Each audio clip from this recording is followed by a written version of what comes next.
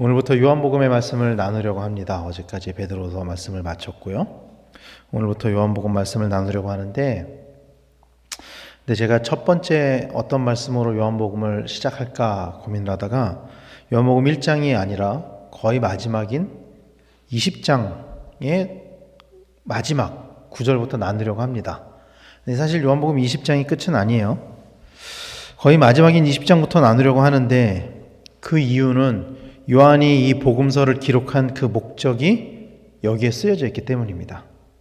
요한복음 20장 마지막 부분에, 오늘 우리가 읽은 본문에 쓰여져 있기 때문입니다. 물론 21장이 있죠. 그러나 요한복음의 목적 자체는 20장에 쓰여져 있습니다. 앞에 쓰지 않고 마지막에 썼어요. 신학자들 중에는 21장이 나중에 추가로 붙여진 것이라고 주장하는 신학자들도 있거든요. 그래서 어떻게 보면은 오늘 우리가 읽은 본문은 어쩌면은 사실 요한복음이 처음 기록되었을 때 마지막 부분일 수도 있어요. 어쨌든 요한은 이 요한복음서를 기록한 그 목적을 맨 앞에 두지 않고 가장 마지막에 두었다라는 것이죠. 그렇다면 요한이 복음서를 기록한 이유가 무엇이냐? 이걸 함께 나누려고 해요. 요한의 복음서를 이해하기 위해서는 이 복음서가 어떤 상황 가운데 쓰여졌는지를 알아야 합니다. 요한복음은 예수님의 직접적인 사역을 기록한 사복음서 중 하나입니다. 사복음서라 하면 마태, 마가, 누가, 요한 복음이고, 넓게 보면은 제5의 복음서라고 하는 요한계시록까지 해서 복음서로 볼 수 있는데, 특히 이 사복음서 중에 마태, 마가, 누가복음을 우리가 이렇게 성경을 분류할 때 뭐라고 묶어서 이야기를 하냐면은 공관복음이라고 이야기를 하죠. 공관복음. 공관복음은 무슨 뜻이죠? 관점이 같다, 이런 뜻입니다. 그 이야기는 요한복음이 가지고 있는 이 관점이 이 공관복음서와는 다르다라는 이야기가 되겠죠. 성경을 자세히 보면은 공관복음의 내용은 새 복음서의 중복으로 쓰여진 내용들이 아주 많이 있습니다. 근데 반면 요한복음의 내용은 일부 사건을 제외하면, 그러니까 요한복음에 있는 그 수많은 이야기들 중에 공관복음과 같이 기록된 사건들이 아주 드물게 있기는 해요. 예를 들면 오병이어의 사건이라든가, 물론 예수님의 십자가의 죽으심과 부활하심은 사복음서에 다 공통적으로 기록이 되어 있는 거고요. 요한복음은 일부 사건을 제외하면 요한복음에만 쓰여진 사건들로 이루어져 있어요. 요한복음은. 그리고 공관복음이 쓰여진 시기와 요한복음이 쓰여진 시기에는 신학자들에 의하면은 대략 10년에서 30년 정도의 갭이 있습니다. 가장 먼저 쓰여진 복음서를 거의 대부분의 신학자가 어떤 책으로 보냐면 마가복음으로 보거든요. 마가복음이 쓰여진 이후에 마태복음과 누가복음이 비슷한 시기에 쓰여졌을 것으로 추정을 하고, 요한복음이 가장 나중에 쓰여진 것으로 알려져 있습니다.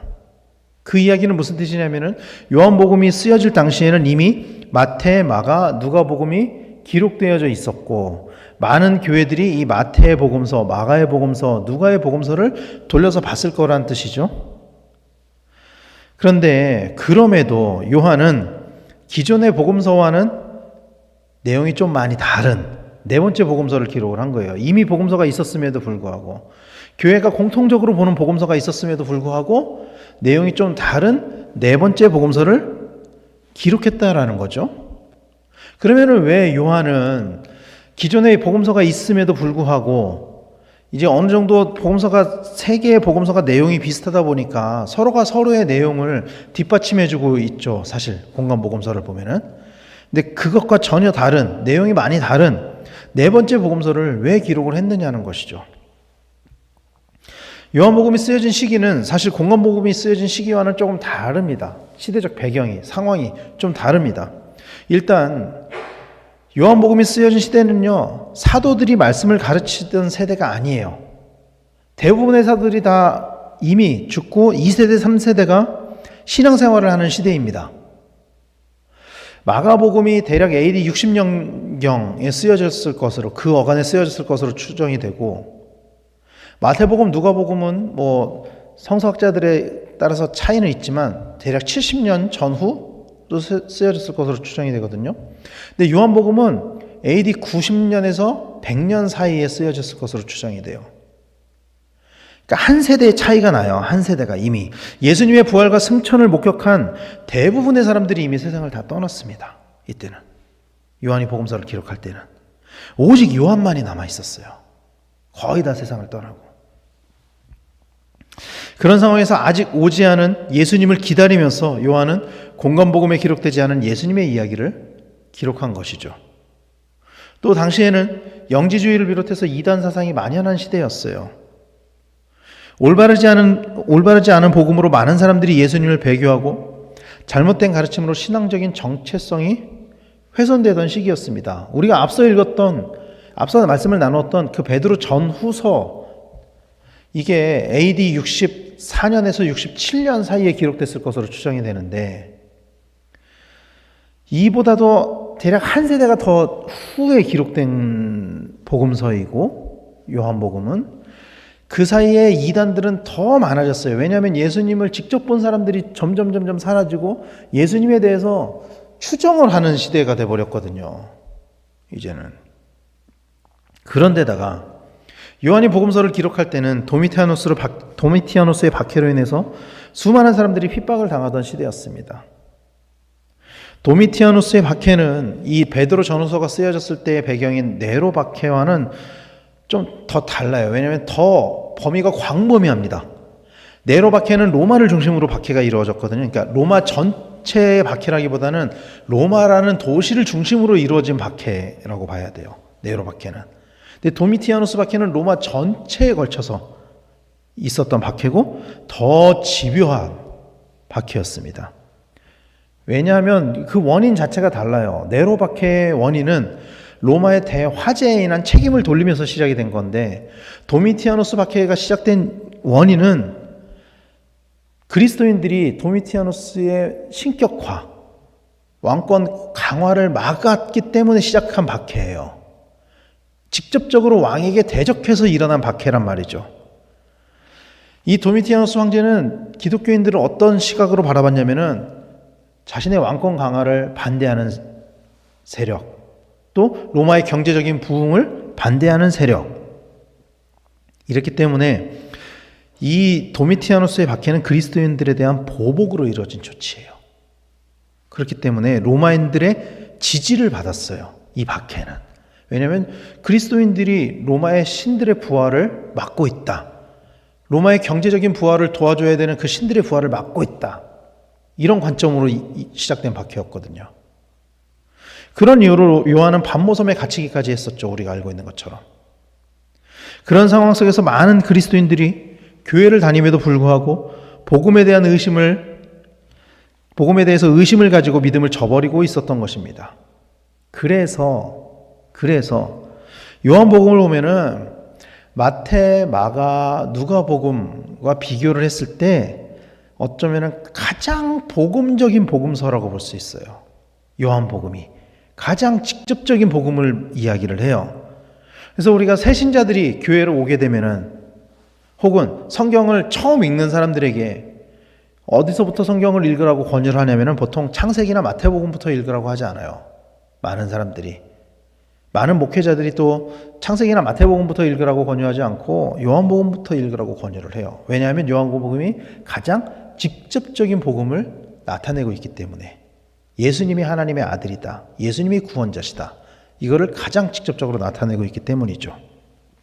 그리고 오늘 본문에는 요한이 이 복음서를 기록한 가장 직접적인 목적, 왜 요한이 복음서를 기록했느냐, 그것을 이렇게 말씀하고 있는 것이죠. 31절에 보면은 오직 이것을 기록함은이라고 하면서 목적을 뒤에 이야기를 하죠. 너희로 예수께서 하나님의 아들 그리스도이심을 믿게 하려 함이요, 또 너희로 믿고 그 이름을 힘입어 생명을 얻게 하려 함이니라. 요한복음의 기록의 목적은요, 예수님을 믿게 하려는 거예요. 예수님을 믿게 하려는 것입니다. 그리고 그로 인해 생명을 얻게 하려는 것입니다. 그래서 요한복음의 목적에 따른 이것을 가장 극명하게 나타내는 성경 구절이 그래서 바로 이 구절인 거예요. 요한복음 3장 16절 17절 말씀인 거죠. 하나님이 세상을 이처럼 사랑하사 독생자를 주셨으니 이는 그를 믿는 자마다 멸망하지 않고 영생을 얻게 하려 하심이라. 하나님이 그 아들을 세상에 보내신 것은 세상을 심판하려 하심이 아니요 그로 말미암아 세상이 구원을 받게 하려 하심이라. 이게 그래서 요한복음의 가장 핵심적인 말씀인 거고 성경의 가장 핵심적인 구절인 거예요. 가장 복음적인 말씀. 예수 그리스도가 이 땅에 오신 이유, 하나님이 독생자를 보내신 그 목적과 그래서 가장 부합하는 성경이 요한복음인 거죠. 이것을 가장 직접적으로 잘 이해할 수 있는 성경이 요한복음인 거죠. 그런데 요한은 여기에서 이 복음서의 수신자를 너희라고 기록을 하고 있어요. 너희로 예수가 그리스도이심을 믿게 하려 합니다. 그리고 믿어서 영생을 얻게 하려 합니다. 여기서 너희는 누굴까요, 그러면은? 교회를 다니지 않는 복음을 모르는 사람들을 이야기하는 걸까요? 성서학자들은 요한복음의 수신자를 1차적으로 요한 공동체로 지칭을 합니다. 요한 공동체라 함은 요한의 영향력 아래에 있는 요한으로부터 말씀의 가르침을 받은 공동체를 의미를 하는 거예요. 그 영향권 안에 있는. 그러니까 마태복음, 마가복음, 누가복음도 사실은 현대 신학에서는 마태가 기록했다, 마가가 기록했다, 누가가 기록했다 이렇게 잘 이야기하지 않아요. 마태 공동체가 기록을 했다. 마가 공동체가 기록을 했다. 이런 식으로 표현을 많이 합니다. 요한복음도 요한 공동체가 기록을 했다. 이렇게 보는 시각도 있어요. 당연히. 그러면 이 요한 공동체는 누구냐? 어떤 특정 지역의 공동체를 지칭을 하는데 누구를 뜻하냐면 1차적으로는 소아시아의 7교회를 가리키는 것입니다. 그래서 요한계시록이 그 서신서, 편지 형식을 가지고 있잖아요. 그 수신자가 누구죠? 7교회, 소아시아 7교회예요.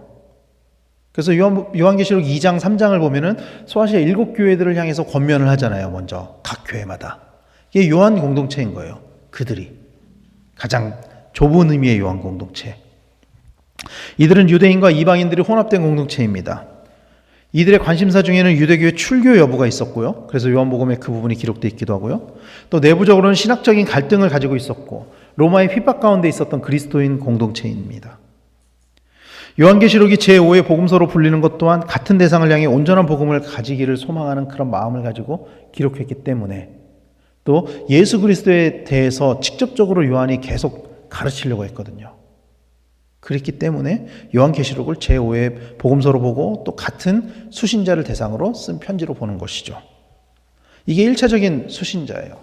2차적으로는 당시의 모든 기독교 공동체를 향한 복음서였습니다. 예수님의 정체성에 관해서 확신이 부족한 그리스도인들에게 예수님이 하나님의 아들이다, 예수님이 하나님 그분이시다 라는 것을 가르치기 위한 목적으로 기록이 된 성경인 거죠. 예수님에 관하여 오해를 하고 잘못 가르치는 그 거짓 교사들을 경계하기 위해 예수님이 진정 하나님이시다라는 것을 그것에 대한 확실한 신앙 고백을 하기 위해서 쓰여진 것입니다. 그리고 마지막 3차적으로는 예수님을 믿지 않는 사람들을 향한 전도의 목적을 또한 가지고 있는 복음서예요. 그래서 새신자들이 처음 예수님을 믿은 사람들이 가장 먼저 봐야 되는 책이 요한복음인 거죠. 가장 직접적인 복음을 기록하고 있는 복음서. 그래서 요한복음은 오늘 우리를 위해서 쓰여진 복음서입니다.